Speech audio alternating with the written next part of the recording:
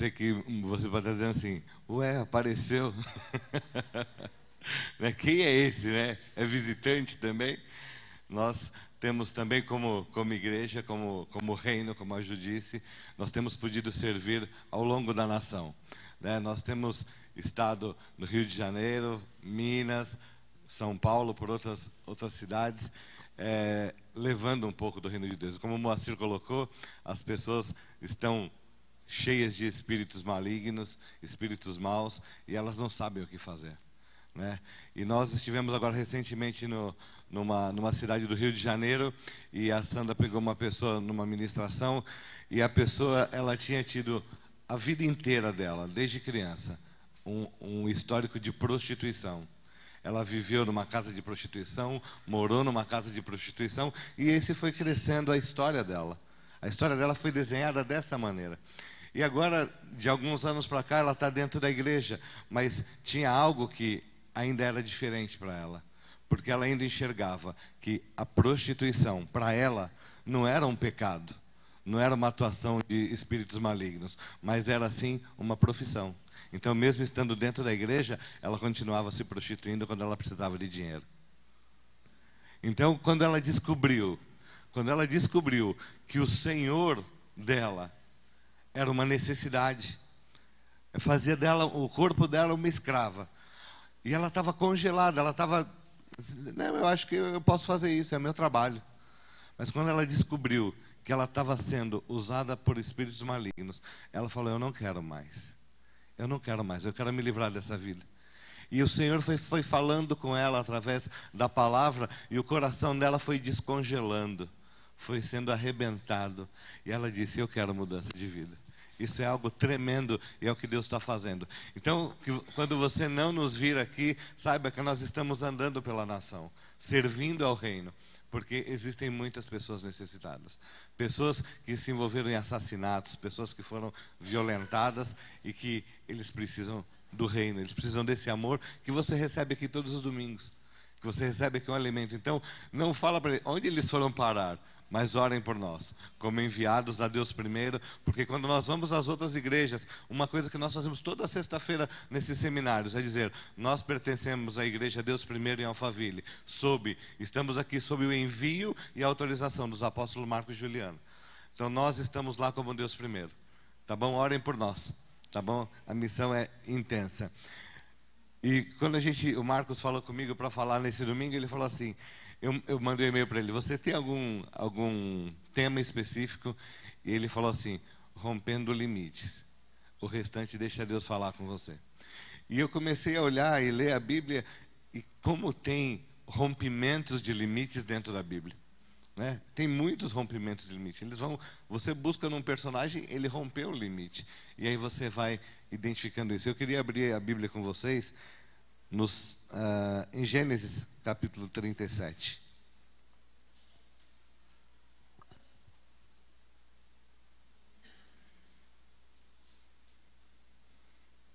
Nós vamos falar um pouquinho hoje a respeito da vida de José.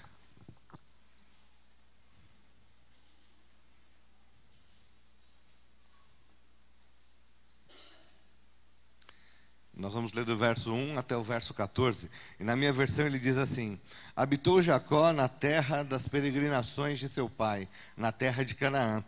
Esta é a história de Jacó.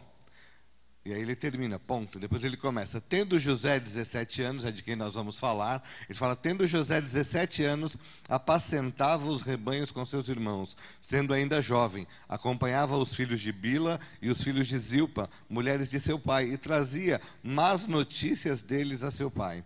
Ora, Israel amava mais a José que a todos os seus filhos. Aqui, para não confundir a tua cabeça, quando ele chama, ora, Israel é o mesmo Jacó. É que quando ele era Jacó, ele era um enganador. E quando ele tem um encontro com Deus, Deus muda o nome dele e passa a chamá-lo de Israel. Né? Então, aqui é o mesmo personagem. Ora, Israel amava mais a José que a todos os seus filhos, porque era filho da sua velhice, e fez-lhe uma túnica talar de mangas compridas. Vendo, pois, os seus irmãos que o pai o amava mais do que a todos os outros filhos, odiaram-no e já não lhe podiam falar pacificamente. Teve José um sonho e o relatou a seus irmãos. Por isso, o odiaram ainda mais, pois lhes disse: rogo-vos, ouvi este sonho que tive. Atávamos feixes no campo, e eis que o meu feixe se levantou e ficou em pé, e os vossos feixes o rodeavam e se inclinavam perante o meu. Então lhe disseram seus irmãos: reinarás com efeito sobre nós? E sobre nós dominarás realmente? E com isso tanto mais o odiavam, por causa dos seus sonhos e de suas palavras. Teve ainda outro sonho e o referiu a seus irmãos, dizendo: sonhei também que o sol, a lua e 11 estrelas se inclinavam perante mim. Contando a seu pai e a seus irmãos, repreendeu o pai e disse-lhe: que sonho é esse que tiveste? Acaso viremos eu e tua mãe e teus irmãos inclinar-nos perante ti em terra? Seus irmãos lhe tinham ciúme. O pai, no entanto, considerava o caso consigo mesmo.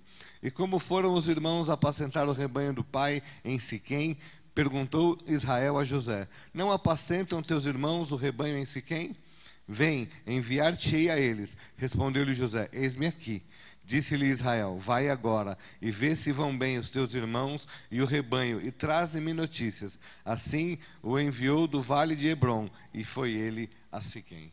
Pai, em nome de Jesus, nós queremos orar nessa manhã, pedindo que o Senhor traga, Pai, o entendimento do que rompeu a vida de José, e o que é necessário para que nós também rompamos na nossa vida. Nós pedimos que o espírito de revelação da palavra, Pai, seja manifesto nessa manhã. Que o entendimento da Tua palavra venha aos nossos corações. Pai, nós pedimos, conforme o Salmo 91, que o Senhor dê ordem aos Teus anjos ao nosso respeito. Venha selar esta casa, venha posicionar os Teus anjos aqui de maneira estratégica, Pai. E que somente eles tenham a liberdade de passear no nosso meio. Nós proibimos a atuação dos invasores, nós proibimos todo espírito contrário, toda resistência à Tua palavra seja agora paralisada, e que somente o Teu Espírito tenha liberdade nessa manhã, em nome de Jesus, em nome de Jesus. E eu vou falar um pouco sobre José, e é interessante que José, na Bíblia, no livro de Gênesis, lá no você começa do capítulo 37 ao capítulo 45, fala sobre José. E eu queria que você lesse isso. Faça esse desafio. O Marcos já fez. Falei, o Marcos está copiando minhas palavras agora de manhã. Ele desafiou você a ler um texto, e eu tinha essa frase já pronta. Eu desafio você a conhecer um pouco mais sobre a vida de José.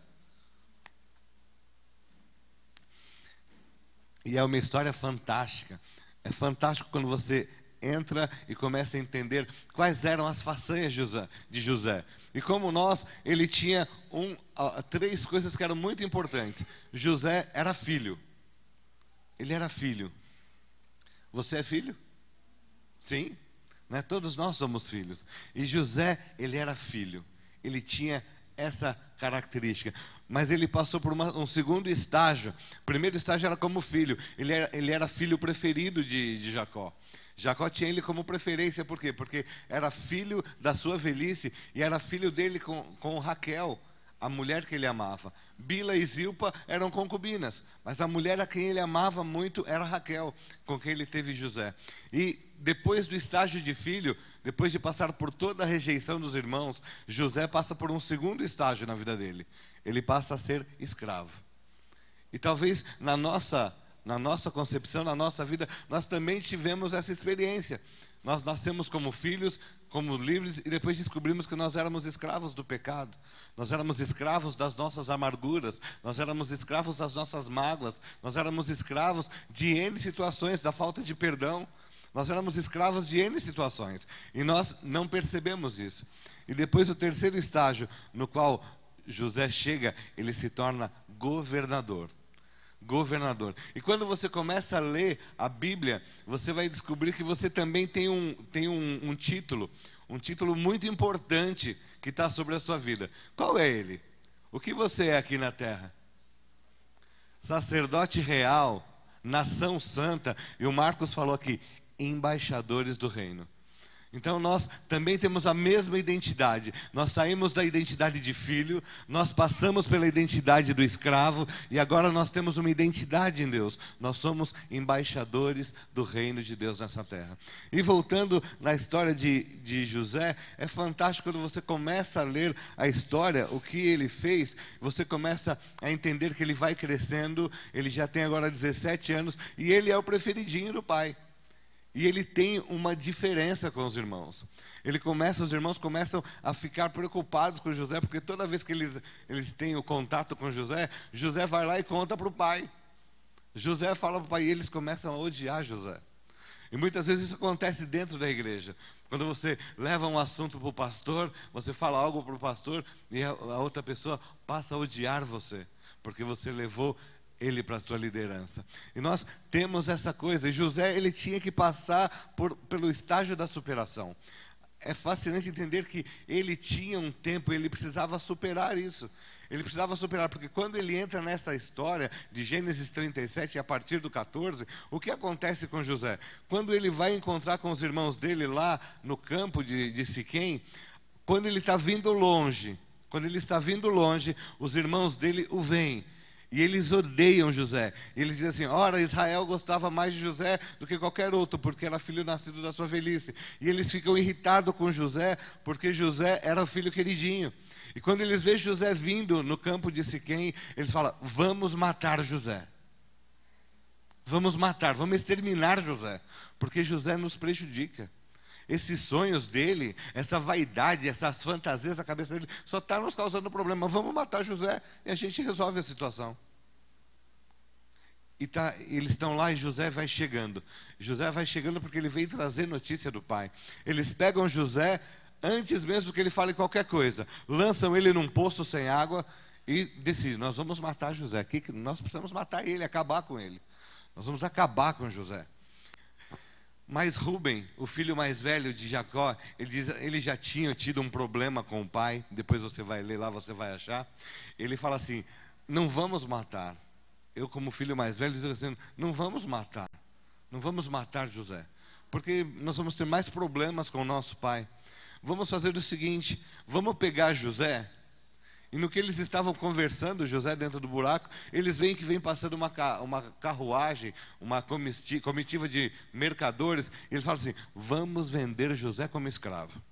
A gente vende José como escravo, a gente tira a roupa bonita, a túnica que o pai fez para ele, a gente lambuza de sangue de uma das nossas criações, leva para o pai dizendo: olha, encontramos isso pelo caminho. Isso tudo você vai encontrar lá.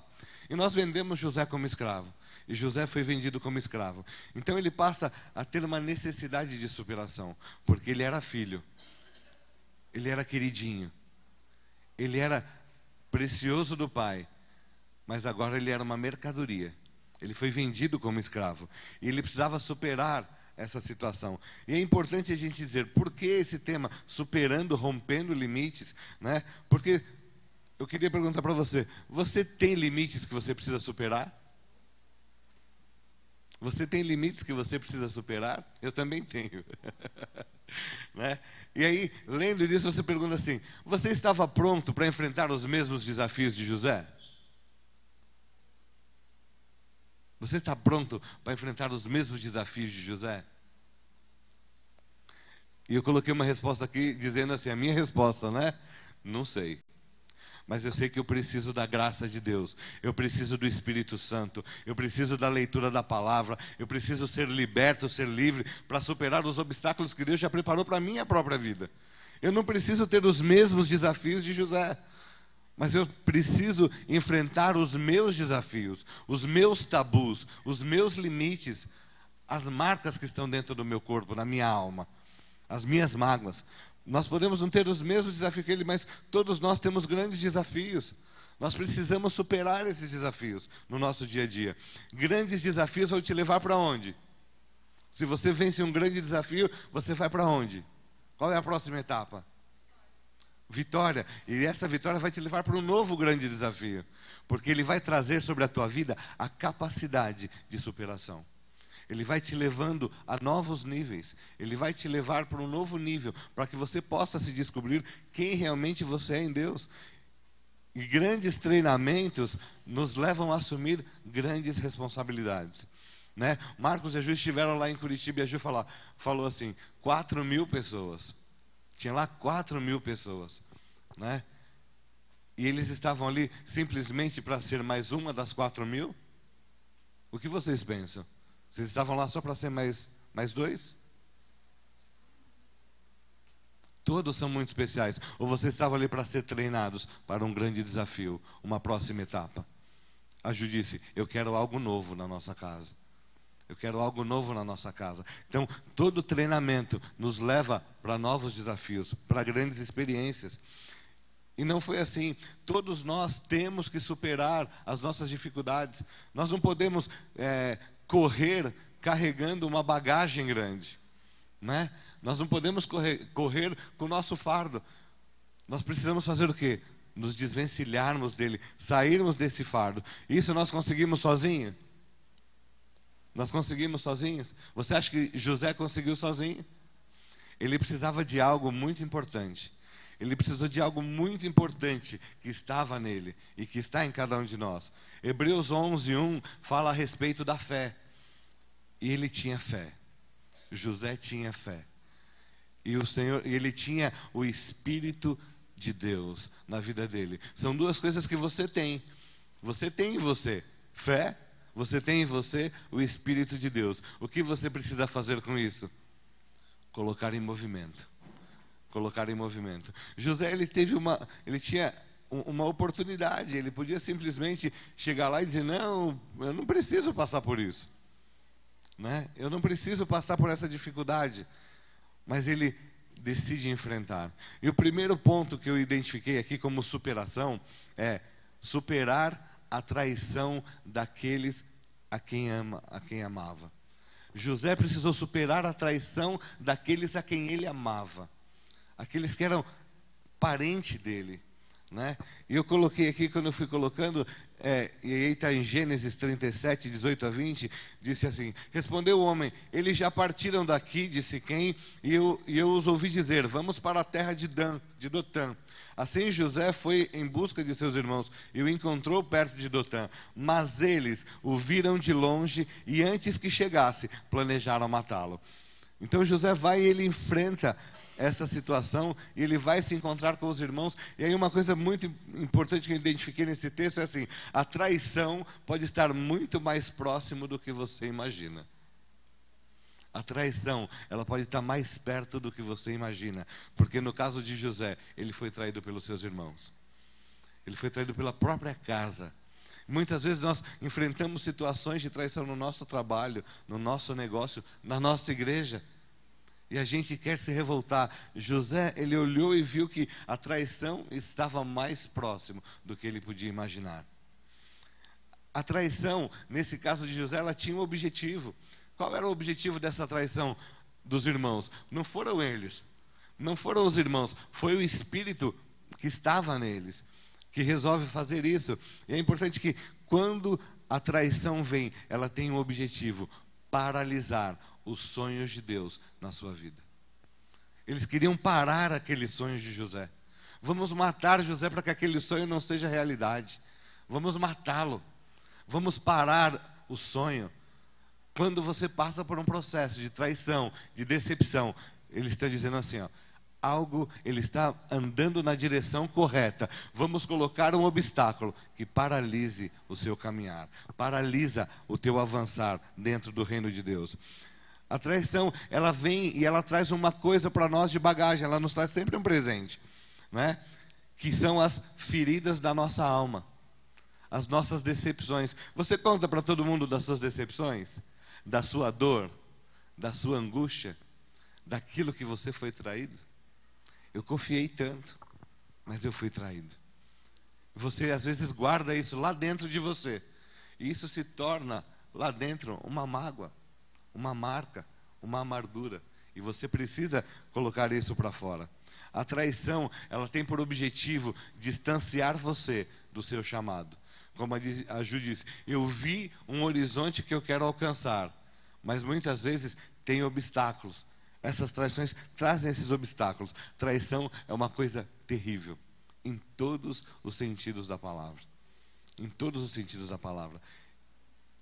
Mas José, ele olhava para essa situação e ele não tinha o sentimento de deixar isso lá corroendo dentro dele. Ele tinha uma necessidade diferente. Porque José, ele tinha algo que era imutável. Era algo, o Marcos falou um tempo atrás aqui, existem coisas que estão para a mão aberta e existem coisas que estão na mão fechada. Você lembra dessa palavra?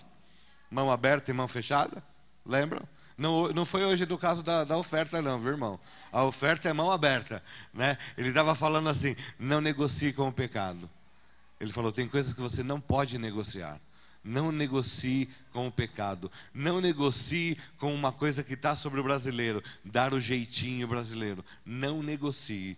Não negocie. E José, ele não negociava. Ele sabia quem era Deus. Ele sabia quem era Deus na vida dele. Ele sabia que aqueles sonhos que ele havia recebido haviam vindo do próprio Deus para o seu coração. Então ele não permitiu que a traição, que a escravidão o levasse para um congelamento. Ele manteve a sua fé aquecida. Ele manteve a tua certeza de quem era Deus na vida dele. Ele não mudava, ele não negociou isso com o Egito. Ele não negociou com a traição. Ele não deixou de servir. José não deixou de servir, ele continuou servindo. Como escravo no Egito, ele continuava servindo. Ele continuou confiando nas pessoas. E eu queria te falar uma coisa, não é necessário que seja assim. Não é necessário que a traição nos atinja, mas a traição, no caso de José, fazia parte de um pacote, de um treinamento para levá-lo ao seu grande chamado. A traição, você precisa transformar ela não num muro diante de você, mas transforme ela numa pedra que você possa subir em cima, ver o horizonte lá na frente e continuar a tua jornada. José, ele fez isso. Ele não parou diante da traição, ele não parou diante daquele obstáculo, mas ele disse, eu tenho certeza que Deus não vai trair a minha fé, eu tenho certeza que Ele não vai me abandonar, eu tenho certeza que eu posso superar essa traição. E a minha sugestão para você é, supere as traições. A palavra de Deus diz que o choro, ele pode durar uma noite, mas a alegria, ela vem pela manhã. Eu me lembro já de situações que nós tivemos em que o choro à noite, o choro da noite, parecia que não ia acabar. Parecia a noite mais longa. Muito choro, muita dor. E eu orava para o Senhor dizendo assim, Senhor, faça amanhecer. Senhor, faça amanhecer. Faça amanhecer. Faça amanhecer, porque eu preciso da alegria que vem pela manhã. E nós precisamos ter isso colocar a nossa fé em prática. José, ele fez exatamente isso. Ele colocou a fé em prática para não ficar parado atrás da traição, atrás da decepção. Ele continuou acreditando quem era o Senhor na vida dele. E o segundo tópico que eu coloquei é superar injustiças. Para pensar, você está lá, é o queridinho, e você é vendido como escravo. E quando você chega no Egito, ele vai trabalhar, Potifar, era um dos governadores do Egito, ele encontra José como escravo, e ele resolve comprar José. E ele compra José, e ele identifica que José, ele tinha umas coisas diferentes. José não era um escravo qualquer. Não era só aquela questão de olhar os dentes, os músculos. Não, ele olhou e José era um escravo diferente. E quando nós estivemos no nosso tempo de escravidão, o inferno sabia que nós éramos escravos diferentes, que nós iríamos romper para levar outros a romperem e acessar o novo de Deus. E José era tão diferente que tudo que ele fazia era melhor. E aí a pergunta que o Senhor faz para nós essa manhã: tudo que você tem feito para mim é o seu melhor? Porque José, como escravo, ele dava o seu melhor. Ele fazia o que era melhor. Tudo que se ele ia fazer um bolo, eu acredito, esse bolo era maior. Era maior do que os outros. Quando ele limpava, ficava mais brilhante, ficava mais cheiroso. Porque tudo que ele fazia era melhor. Nas mãos de José havia prosperidade. Havia a bênção do Senhor. Olha para a sua mão assim. Faz assim, ó.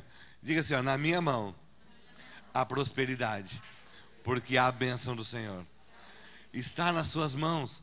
O Marcos falava sobre, nós vamos romper em todas as áreas. Essa prosperidade o Senhor já colocou nas nossas mãos. Ele já nos deu. Ele era responsável por muitas tarefas. José era responsável por muitas tarefas. E ele tinha um comportamento impecável. Fidelidade, esmero em tudo quanto ele fazia. Ele era dedicado em tudo quanto ele fazia. Quanto você tem se dedicado na casa do rei? Quanto você tem se dedicado na casa do rei? Na casa do teu Deus, né?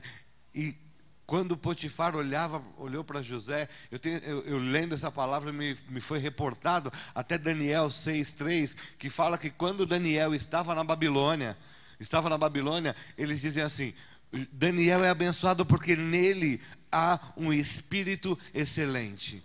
Em Daniel havia um espírito excelente. E quando José entra no Egito, nele havia esse mesmo espírito excelente. E quando nós entramos nessa casa, e eu olho para vocês, eu tenho certeza que eu posso dizer, sobre você há um espírito excelente. Uau! Sobre você há o espírito excelente. O espírito do Senhor, ele está sobre você. É necessário que esse espírito venha à tona, que ele tenha o governo dentro das nossas vidas, para que você possa romper, para que você possa ir além do trivial que você faz, né? E é interessante que quando esse espírito está manifesto, quando ele está dominando dentro do teu ser, as coisas ficam diferentes. E quando José, ele vai para dentro da casa de Potifar, ele começa a servir, e Potifar coloca tudo sobre a autoridade dele. Ele dá todo o direito de José governar. E José começa a governar. Mas sempre que você começar a romper, vão surgir resistências. Sempre que você começar a avançar para o reino de Deus, vão surgir resistência. Aquilo que vai se opor ao seu avançar. Aquilo que vai tentar te machucar, tentar te ferir, tentar te decepcionar, para que você paralise e diga, é tudo igual. E não foi diferente na vida de José. E ele está trabalhando dentro da casa de Potifar. Ele é responsável por tudo. Tudo que ele faz dá certo. Mas havia uma situação do inimigo, uma oposição das trevas, através da esposa de Potifar. E Potífera, ela começa a dar lugar aos espíritos de sensualidade, de traição e de adultério dentro do seu casamento. E Potífera começa a se encantar com José. E ela olha, a palavra de Deus fala que José era um jovem bonito, formoso. E a esposa de Potifar começa a se encantar com José. E começa a falar, vem se deitar comigo. Meu marido nem está em casa. E começa a fazer, você vai ler isso lá. E ela começa a jogar palavras para José. Mas José sabia quem ele era. E ele vai resistindo. Ele vai resistindo. Até que um certo dia, Potífera prepara um cenário perfeito. Ela diz para todos os funcionários, hoje vocês estão de folga. Mas José não. José precisava vir para preparar as coisas para o Potifar, para o governador. E ele chega, quando ele entra na casa para preparar as coisas, Potífera está sozinha. E ela o agarra. E ela agarra José. E ele, sabendo o que ele tinha que fazer e tendo o espírito excelente, o que você acha que José fez? Vazou, deu linha, porque ele tinha o espírito excelente. Ele sabia que a atuação de Potífera era um espírito de sensualidade, de traição e de adultério. Ele sabia que tinha aquele espírito maligno nela. E ele foge da presença dela e deixa a capa dele, ele tira a roupa e foge. Ele vai embora, foge da presença dela. E como José resistiu a Potífera, ela fica endemoniada. E ela começa a criar uma mentira. Ela cria uma mentira e conta essa mentira para todos os funcionários. Dizendo, José tentou me agarrar. José tentou me agarrar, ele veio aqui, deixou até a roupa, que ele tirou a roupa para me agarrar. E todos começam a acreditar. E quando você lê lá, em João 8,44, ele fala a respeito do diabo, que ele é o pai da mentira. E Potífera, ela cria uma mentira tão encantada que todos acreditam nela. Naquele momento, ela estava exatamente na posição de filha do diabo. Porque o diabo é o pai da mentira. Ele é o pai da mentira. E ela cria uma mentira tão perfeita que todo mundo acredita nela, inclusive o seu marido.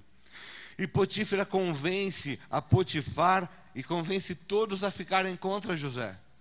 Então ela faz uma manipulação, ela cria todo o seu domínio, o seu controle, e ela faz com que José seja lançado na prisão. Naquele momento, Potífera, ela já não estava mais só com o espírito de sensualidade, mas ela estava sob a influência de um principado chamado Jezabel. E ela está sob a influência de Jezabel, é um principado, e começa a manipular para que José seja atacado. E o seu esposo Potifar faz o quê? Lança José na masmorra, sem que ele tenha nenhuma possibilidade de defesa. E José considerava tudo. Quando ele estava na prisão, eu tive que ir para a prisão, ok. Eu fui condenado, eu não sei, eu não fiz nada. Eu fugi dela, eu não me deitei com ela, mas ele foi preso. Mas José, ele considerava algumas coisas importantes. E quando ele está na prisão, ele considerava a sua integridade diante de Deus. E Atos 5, 29, ele fala que importa agradar a Deus. E naquele momento José, ele tinha uma certeza: ele não podia agradar a Potífera, porque ele desagradaria ao seu Deus. E muitas vezes nós temos negociado. Nós temos negociado. José não negociou com Jezabel. Ele manteve os seus princípios, ele manteve a sua devoção, ele manteve o seu caráter. Com que principado, com que espírito você tem negociado? Com a mentira? Com as inverdades? Com quem você tem negociado? E ele chama sempre a nossa atenção. Ele enfrentou a injustiça, a calúnia e a difamação das trevas sem se justificar. Esse é o nosso desafio, saber quem você é. José não perdeu a capacidade de servir, ele continuou servindo. José sabia o que Deus pensava a respeito dele. O que Deus pensa a seu respeito? O que Deus pensa ao meu respeito? Em Jeremias 29, 11, diz assim: eu sei, o Senhor dizendo, eu sei que pensamentos eu tenho a seu respeito, pensamentos de paz e não de mal, para te dar o fim que você deseja. O Senhor sabe o que Ele quer para nós, Ele já tem o projeto dele pronto. Mas nós não podemos permitir que nós mesmos administremos a nossa vida, a nossa situação. É necessário que nós entendamos que Ele está no domínio, Ele está no governo. Ele está trazendo isso para nós. José superou a injustiça. Em Mateus 5, 10, 11 diz assim: bem-aventurado os perseguidos por causa da justiça, porque deles é o reino dos céus. Bem-aventurados sois, quando por minha causa vos injuriarem e vos perseguirem, e mentindo disserem todo mal contra vocês. Ele está dizendo assim: você não precisa se justificar, porque o fim da lei é Cristo, para a justiça de todo que crê. Ele é a nossa justiça. Você não precisa se vingar. Ele é a nossa justiça. E é importante que nós entendamos isso. No momento que você quiser, estiver preparado, o Senhor é a tua justiça. O Senhor é a sua justiça.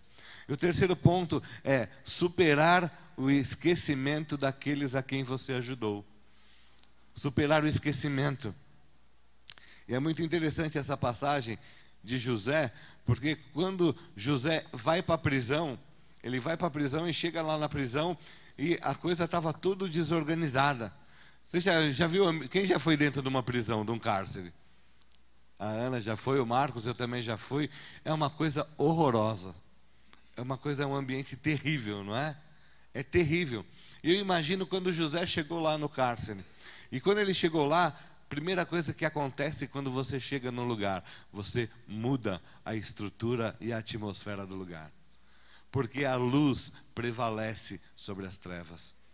Quando você chega lá, tem um confronto. E José, quando ele chega na prisão, ele é confrontado com aquela situação e ele começa a mudar. Porque o que acontecia onde José botava a mão?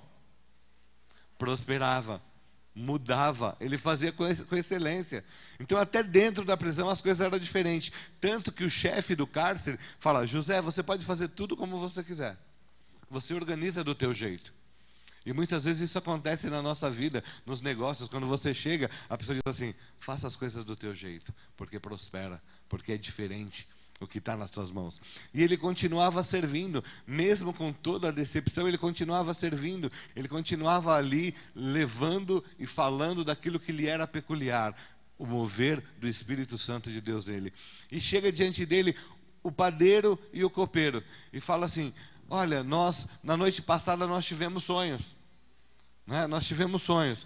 E o padeiro diz assim: eu sonhei que eu me levantava, e aí tinha na minha cesta os cestos com pães, e vinham os corvos e comiam todos os pães. Ok. E o copeiro falou: eu também sonhei assim, assim, assado. E ele conta o sonho para José, e José fala assim: olha, o sonho de vocês significa o seguinte: você, o copeiro, que sonhou isso, isso, isso, você vai ser restituído diante do rei e voltará a servir vinho na mesa do rei, na mesa de Faraó. Você voltará a servir vinho para Faraó. Mas para o copeiro ele diz assim: você vai ser morto. Você vai ser levado diante do Faraó, mas você vai ser morto. Não tem jeito para você. E ele começa a entender essa questão, e ele fala para o copeiro assim: olha, não esquece de mim. Quando você estiver de novo diante do rei, não esqueça de mim. Não esqueça de mim, né? E é importante, eu vejo em 2 Timóteo 4,16, eu imagino que José na prisão, ele teve o mesmo colocação de Paulo em 2 Timóteo 4,16. E Paulo diz assim: ninguém esteve comigo na minha defesa. E José na prisão deve ter dito isso também: ninguém esteve comigo na minha defesa. E, como eu disse, ele entendeu que quando você faz as coisas para Deus, você tem certeza que Deus vai responder. Mas quando você faz as coisas para os homens esquecem. E às vezes você se decepcionou com algum homem na sua caminhada, com algum pastor, com alguma igreja. Você se decepcionou e isso ficou marcado em você. E você hoje não confia mais. E eu queria te dizer assim: os homens esquecem. E José na prisão, ele disse para o copeiro: não esquece de mim. Não esquece de mim. Mas toda promessa, ela passa pelo teste do tempo. E o copeiro foi restabelecido, voltou a servir Faraó, mas ele esqueceu de José. Ele esqueceu de José. E às vezes o que você faz, você fala: nossa, eu fiz, e os pastores nem lembraram que eu fiz. Os homens esquecem, o Senhor não. E a Bíblia nos orienta que tudo quanto você fizer, faça como quem faz ao Senhor. Ele não diz: faça como quem faz ao Marcos e a Juliana, aos pastores Marcos e Juliana. Faça como quem faz ao Senhor. E o tempo de José demorou 2 anos. 2 anos. Durante 2 anos o copeiro estava servindo diante do Faraó e esqueceu de José. Esqueceu de José. E aí vem a experiência. José continuou servindo. Ele não parou porque tinha sido esquecido. Ele continuou buscando o seu serviço, fazer as coisas de maneira especial. E ele vai servindo diante do rei, até que chega lá no determinado capítulo de José, e ele vai, e o rei, o Faraó, ele tem um sonho. O Faraó tem um sonho que sai do Nilo, que estão pastando na beira do Nilo 7 vacas gordas. Tem 7 vacas gordas lá pastando. E sai do Nilo 7 vacas magras. E devoram as 7 vacas gordas. E permanecem magras. E ele tem outro sonho que diz que tinha no milharal as 7 espigas gordas. Espigas bem cheinhas. E surgem 7 espigas secas, mirradas. E devoram as 7 espigas gordinhas. E continuam mirradas. E ele chama todos os magos e diz assim: olha, o que significa o meu sonho? Qual é a interpretação do meu sonho? E ninguém sabia. Ninguém sabia. Ninguém conseguia interpretar esse sonho. Ninguém conseguia interpretar esse sonho. Então o copeiro diz assim: olha, há 2 anos atrás, quando o senhor estava muito nervoso e me mandou para o cárcere, lá no cárcere tinha uma pessoa. E ele interpretou o meu sonho. E ele manda trazer José. Ele manda trazer José e ele conta esse sonho para José. E José ouve e diz para ele assim: olha, não sou eu, não há em mim nada, mas há um favor de Deus ao teu favor, Faraó. E ele interpreta aquele sonho. Ele diz: olha, esse sonho significa que durante 7 anos haverá abastança em tudo que fizermos: plantação, o gado, tudo vai crescer, vai prosperar durante 7 anos. Mas depois de 7 anos, haverão 7 anos de sequidão, 7 anos de total estiagem, que vai destruir toda a terra do Egito e não vai sobrar nada para contar a história. Então o faraó o estabelece e coloca José como governador. Porque ele diz assim, eu não vejo outra possibilidade a quem eu vou colocar nesse lugar. Não tem outro que eu possa colocar nesse lugar. E aí entra no quarto tópico, que é superar a tentação de vingar-se daqueles que o traíram. E José tinha, mas José, quando ele entra nesse estágio de governador, quando ele entra no estágio de governador do Egito, ele tinha uma coisa dentro dele, marcada nele. Ele tinha uma mágoa. Ele tinha uma mágoa daquilo que tinha sido causado pelos irmãos. Ele tinha uma ferida lá dentro, escondidinha, ninguém sabia. O pessoal do Egito não sabia, né? Os feiticeiros lá não sabiam, os magos, ninguém sabia. E talvez a mágoa que está no teu coração, talvez você possa ter uma mágoa, uma marca, uma amargura no teu coração, uma falta de perdão, que ninguém sabe. E nós podemos estar como José. Nós precisamos superar. José tinha uma mágoa, ele precisava se livrar daquela mágoa. Ele precisava se livrar do desejo de justiça própria. Ele precisava ser curado. E para que nós possamos romper, e possamos vencer, e possamos avançar no reino, nós precisamos estar curados. Nós precisamos estar curados. E José, quando ele entra lá no Egito, e que começa toda essa sequidão ficou só no Egito? Não, ela foi para todas as cercanias, para todos os lugares. E atingiu também lá onde estava o pai dele, onde estava Jacó, onde estavam os irmãos dele. Essa seca chegou lá. E o único lugar que havia mantimento era no Egito. E quem liberava esse mantimento? Quem era o governador que liberava o que era vendido ou não? Se chamava José. E num determinado momento, chega diante de José quem? Os irmãos dele. Os irmãos dele. E eles chegam diante de José. E vem, e José tinha uma opção. Mas José decide ir para Efésios 4:27.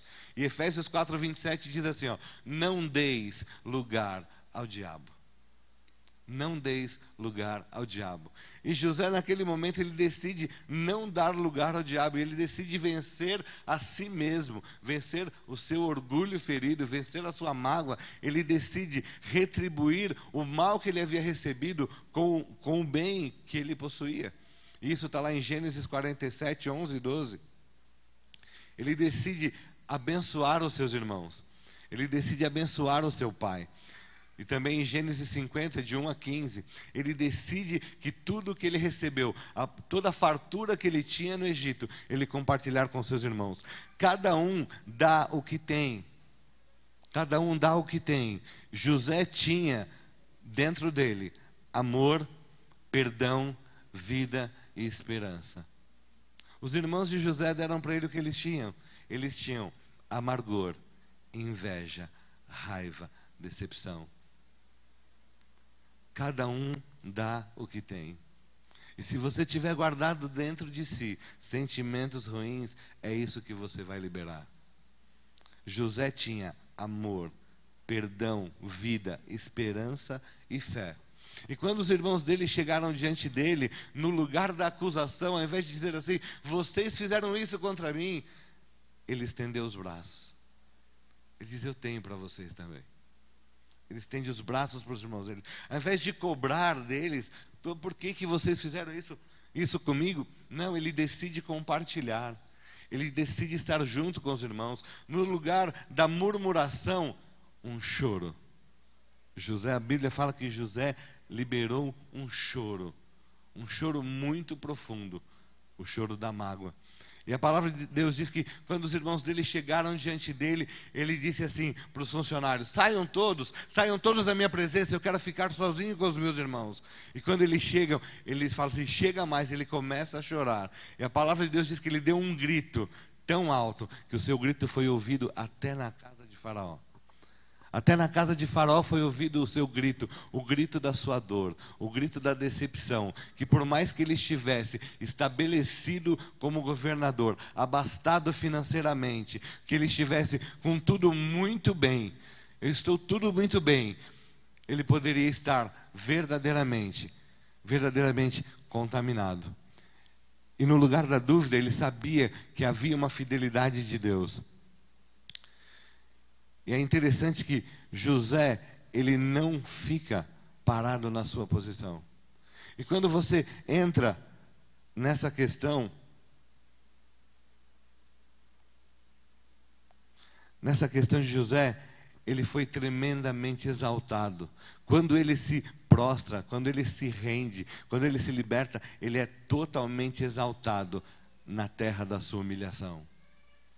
No Egito, onde ele foi humilhado como escravo, ele foi exaltado como governador.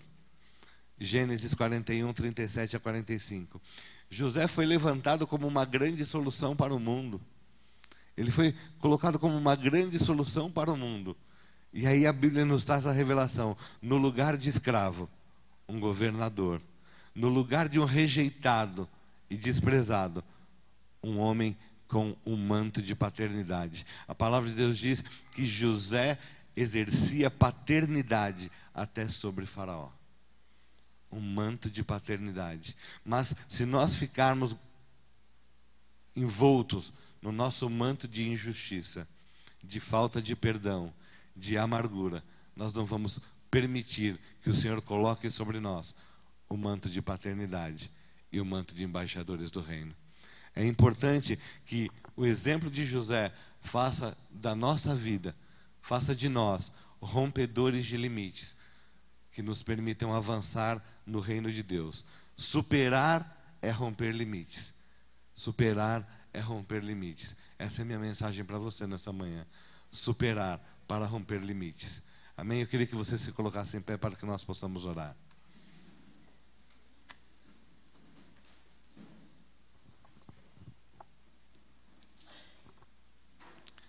Aleluia. Aleluia. Pai, em nome de Jesus, nós queremos entregar ao Senhor nessa manhã toda a glória, toda a honra, todo o louvor, Pai, somente ao Teu nome. Pai, nós pedimos que o Senhor venha continuar, Pai, durante essa tarde falando aos nossos corações a respeito daqueles tópicos que nós precisamos superar, precisamos avançar, precisamos sair da nossa zona de conforto, precisamos mudar a história, Pai, precisamos deixar o nosso estágio de letargia, de paralisação por causa das feridas, por causa das decepções e decidirmos como José, vivermos aquilo que o Senhor preparou para nós, que o Senhor nos chamou para ser nesta terra. Embaixadores do teu reino, Pai, aqueles que saíram do lugar da escravidão do pecado, mas que chegaram diante do Senhor, como filhos, e como filhos o Senhor tira de nós o fardo, o Senhor tira de nós a sujeira, o Senhor tira de nós as decepções. Pai, o Senhor pede que nós confiemos a Ti o nosso coração. Pai, que nós possamos nessa manhã sermos impactados pela história de José. Pai, decidirmos superar, ó Pai, aquilo que nos paralisou, que nos fez ficar estagnados e avançarmos para o reino, Pai, multiplicando o Teu amor entre as vidas e as famílias, em nome de Jesus.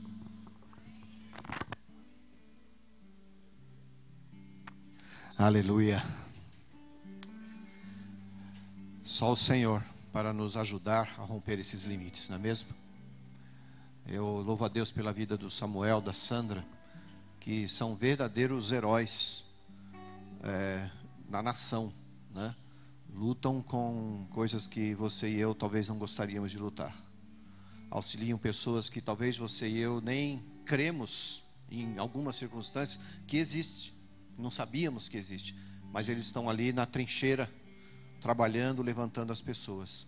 Vem cá, Jean, Thaís, Belinha. Queria que os músicos viessem todos aqui. Natália, Bruno, Eric. Cadê o Denis? Foi embora? Para onde?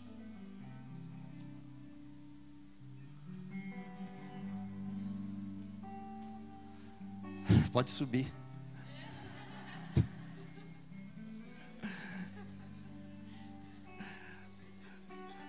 Eu está falando, o meu guarda-costas não vai estar... Eu tenho dois exemplos de homens altos aqui, né? O Jean e a Thaís, eles vão trabalhar mais perto do Walter e da Magali. Quem conhece o pastor Walter e a pastora Magali, eles trabalham... O Walter não tem uma semana livre no ano. Quando ele tem, ele vai pescar. Ele trabalha quase todos os finais de semana do ano nas igrejas, ministrando em igrejas ao redor do Brasil, que é o pai da Thaís. E hoje eles vão dar um auxílio estrutural, e eu também sei que é espiritual na vida deles, porque eles são ministros também, junto com seus pais.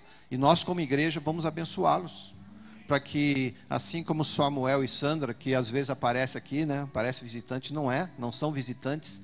Eles também não são visitantes, são amados nossos.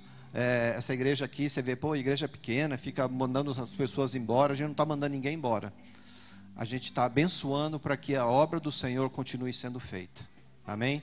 Nós não mandamos ninguém embora, as pessoas saem. Tá? As pessoas saem. Uns para cumprirem os seus propósitos abençoadores, outros para seguir a sua própria vida. Mas nós queremos abençoar. As nossas mãos, assim como nós aprendemos hoje, elas são para abençoar a prosperidade da pessoa, não é para amaldiçoar. A nossa mão é para abençoar a prosperidade espiritual, física, de relacionamento, e é isso que a gente quer fazer com eles hoje. Eu pedi que os músicos viessem aqui, para que os músicos possam ir lá e estender as mãos sobre eles, impor as mãos sobre o Jean, Thaís. O Jean estava falando comigo, poxa pastor, foi aqui que eu aprendi toquei bateria pela primeira vez na igreja, né? Eu falei, demorou, né? O cara já velho desse, só tocou aqui, né? Mas a Thaís, eu sempre a conheci, já a conheço há muito tempo, sempre cantando, sempre adorando. Eu sei que eles vão ser instrumentos de bênção na vida do Walter, da Magali. Nós amamos esse casal. O Walter é escritor da nossa editora, tem 6, eu já perdi as contas de quantos livros ele tem, acho que 6, 7. É uma pessoa que eu amo, é meu paizão, tá? Ele disse que eu sou o pai dele, porque eu pareço com o pai dele. Eu falei, eu só pareço, mas eu sei que é muito mais velho que eu, né? Então, fica assim, estende teu braço para cá, pedir que os músicos os abençoem. A gente não gostaria de fazer isso, mas Deus é maior do que nós, e nós aprendemos a aceitar. Vou pedir que a Natália, que hoje está como líder também no grupo de adoração, os abençoe, tá? A eles, a Belinha, para que o caminho deles continue sendo frutífero, caminho de honra, caminho de bênção e caminho de prosperidade. Senhor, nós te agradecemos, Pai, pela vida da Tá, Pai, do Jean, Senhor. Nós honramos, Senhor, esse casal. Nós te agradecemos, Pai, pelo tempo que tivemos, Pai, com eles, Senhor. Nós te agradecemos pela unção, Pai, que eles carregam, Senhor, da Tua presença, Pai. E nós te pedimos, Pai, que essa unção, ela cresça a cada dia, Pai. E que ela seja, Pai, cheia, Senhor, de cura, Senhor, de libertação, de restauração, Senhor. Nós te agradecemos porque fomos muito, muito tocados, Pai, por esse casal. Eles são um casal amado, Pai, um casal querido, Senhor. Um casal que busca te colocar em primeiro lugar, Senhor. Que muitas vezes ficaram em silêncio, souberam esperar um momento de falar, um momento de escutar, um momento de tomar uma decisão, de dar o próximo passo, Senhor. E isso mostra, Senhor, a unidade que eles têm contigo, Senhor. Eu te peço, Pai, que essa unidade, Senhor, de querer ouvir a Tua voz antes de dar o próximo passo, Senhor, nunca se perca, Senhor. Que a unidade, Pai, que o Senhor tem criado, Pai, deles como um só corpo, Pai, que seja, Pai, cada vez mais abençoado, mais puro, Senhor, mais limpo, Senhor, mais próspero, Senhor. Eu te peço, Pai, prosperidade por esse casal, Pai, que nada nunca falte, Senhor, que nunca venha a dúvida, Senhor, de que algo vai faltar, Senhor, nunca irá faltar, pois é um casal, Pai, que busca ser justo, que busca a Tua presença, Senhor, e eu sei que pelo temor que eles têm no coração, Pai, é o que faz com que muitos frutos venham prosperar e se frutificar na vida deles, Senhor. Eu te peço no nome de Jesus, Senhor, que nesse novo momento, Pai, que o Senhor possa continuar, Pai, trazendo, Senhor, a tua mão sobre essa casa, Senhor. No nome de Jesus, Pai, nós te agradecemos, Senhor, nós te agradecemos por esse casal, por essa vida, Senhor, te agradecemos pelo amor que eles têm, Senhor, por ti, Senhor, e por nós, Senhor, nós te agradecemos pelo carinho que criamos, Senhor, entre nós, Senhor, te agradecemos pelo ambiente, Senhor, de adoração, Pai, que o Senhor fez, Pai, ser criado aqui na igreja por conta, Pai, de um casal, Senhor, que te ama, Senhor, nós te agradecemos, Pai.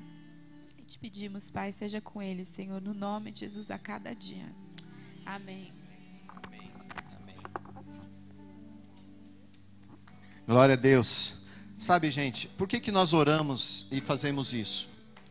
Quando a pessoa está numa posição de liderança, como eles estavam aqui com a gente diretamente, eles nos dão o direito de cobrar um pouco mais. Entendeu? Por isso também nós queremos abençoá-los, porque eles vão ser cobrados. Eles continuam sendo cobrados. Só que eu sei que agora eles vão ser cobrados pelo Walter e pela Magali, muito mais do que nós. Então você que almeja um espaço na igreja de liderança, saiba que isso vai vir com compromisso. O compromisso de você ser mais cobrado, de nós chamarmos mais perto. Eu sei quando você não está aqui, eu sei quando você não está, muito mais do que as pessoas que apenas vêm. Tá? Então, por que nós fazemos isso? Porque a gente ora por você. A gente espera você. A gente gosta de estar com você. Essa semana,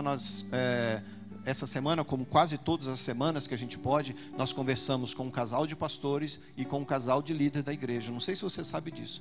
Todas as semanas nós temos uma tabelinha que nós abençoamos, nós oramos, nós nos identificamos uns com os outros. E isso tudo para que você cresça.